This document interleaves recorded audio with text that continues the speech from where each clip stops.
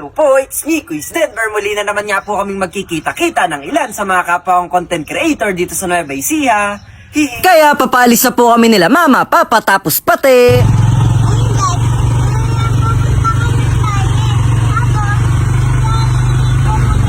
At eto na nga po, iwanan muna namin yung munti naming tahanan. Papalis na naman po kami. Bye-bye! Hops! Pero bago po kami tuluyang bumiyahe, dadaan po muna kami sa palagi naming binibilan ng merienda na masarap na buko juice at mga turo. Kaya kinuha ko na po yung binili ko gamit ang malakas kong braso.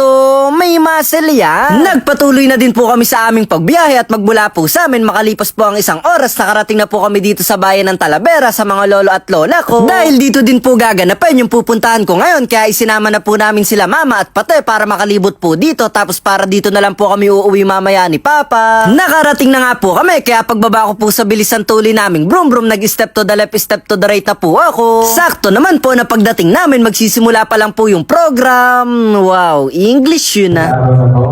Magkakaroon po tayo ng meeting and election of officers ng Nueva Ecija Vloggers Association.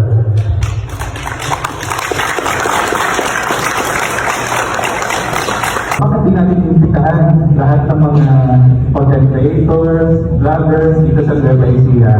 Magpunta tayo ng asosasyon.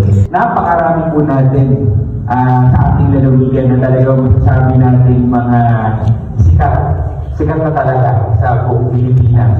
At yun nga po, magbubuo daw ng asosasyon ng mga content creator dito sa Nueva Ecija at isa nga po ako sa naimbitahan. Kaya may pinasagutan po na isang papel para isulat ang mga pangalan ng page, ilan ang followers at mga katagang sinasabi. Kaya nagsulat na po ako gamit ang mahiwaga akong mga pa. Pag gusto, may paraan. Pag hindi alam, dapat pag-aralan. Pag kaya, wag na po natin iasa sa iba. Tsaka pag kaya nila, dapat kaya ko din. Pero sa sariling pamamaraan. Marami nga din po ang dumalo ngayon, pero sayang lang po dahil madami pa din po ata ang hindi nakapunta. Marami nga po ang kasama natin ngayon na content creator at hindi ko na po sila iisa-isahin, pero sigurado po na may kilala kayo dyan, kaya pwede nyo pong i-comment kung napapanood nyo din sila. Nakakatuwa po dahil dati nanonood-nood lang ako sa ibang mga content creator, ngayon po isa na ako sa naiimbitahan sa mga ganitong pagtitipo at nakakakilala ng mga bagong kaibigan na hindi lang sa harap ng camera kundi pati sa likod ng camera ay makikitang masaya. Pagbalik po namin sa loob, may inihanda daw po na pagkain, kaya kakain na po muna kami. Kumain ka na din para sabay tayo, itwel, busog, lusog. Pagtapos po namin kumain, uminom naman po ako ng juice at nagsabay naman po kaming uminom ng isa sa kapwa ko pong vlogger at kapwa ko pong PWD na si Tatay Joe o mas kilala po sa Kuya Joe Vlog.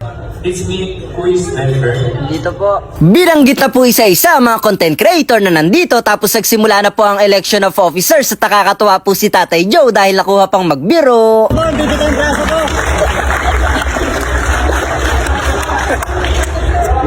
Sir, sa baba, plus 1. Dito ang braso ko eh.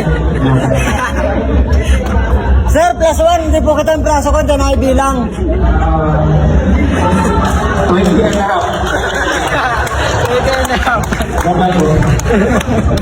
At syempre, biruan lang po yun na, wag natin masyadong seryosohin. Pagtapos po ng programa, nagsama-sama na po kami sa harapan para mag-picture-picture para may remembrance. Wow, English yun na. Oh, diba?